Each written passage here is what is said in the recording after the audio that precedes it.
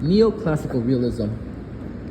Neoclassical realism is a modern development within the realist tradition that seeks to bridge the gap between structural realism and the complexities of actual foreign policy behavior.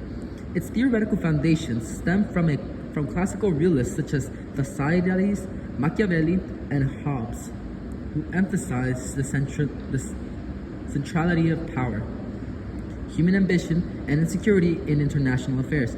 However, neoclassical realists reinterpret these classical ideas through a more flexible and multidimensional framework, while classical realists focus heavily on human nature and structural realists emphasize the constraints of anarchy. Neoclassical realism argues that both systemic pressures and domestic level factors shape state behavior. The leading modern scholars associated with neoclassical realism include Randall Schweller, Gideon Rose, and Farid Zakaria. Zakaria's book, From Wealth to Power, and Rose's influential article, Neoclassical Realism and Theories of Foreign Policy, are foundational works. These scholars argue that although the anarchic international system sets the broad parameters of state behavior, it does not determine precise foreign policy choices. Instead, states' responses to external pressures are filtered through domestic variables such as leadership perceptions, state capacity, political institutions, nationalism, and internal stability. As a result, two states facing the same systemic conditions may act very differently.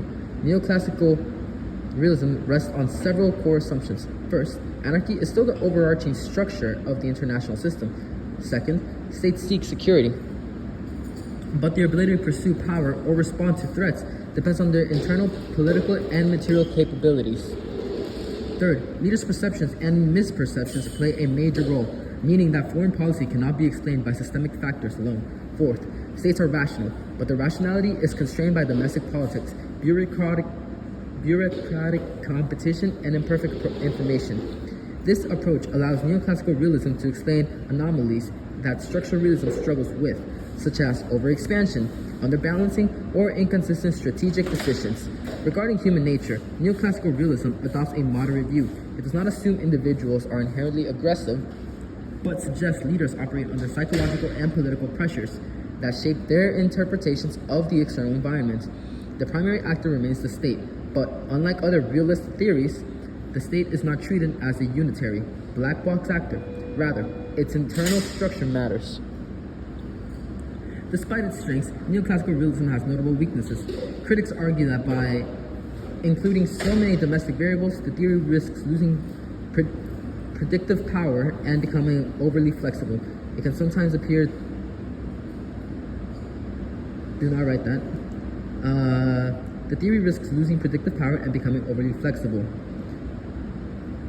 explaining events only after they happen rather than generating clear forecasts. Additionally, its reliance on subjective leadership perceptions introduces analytical uncertainty.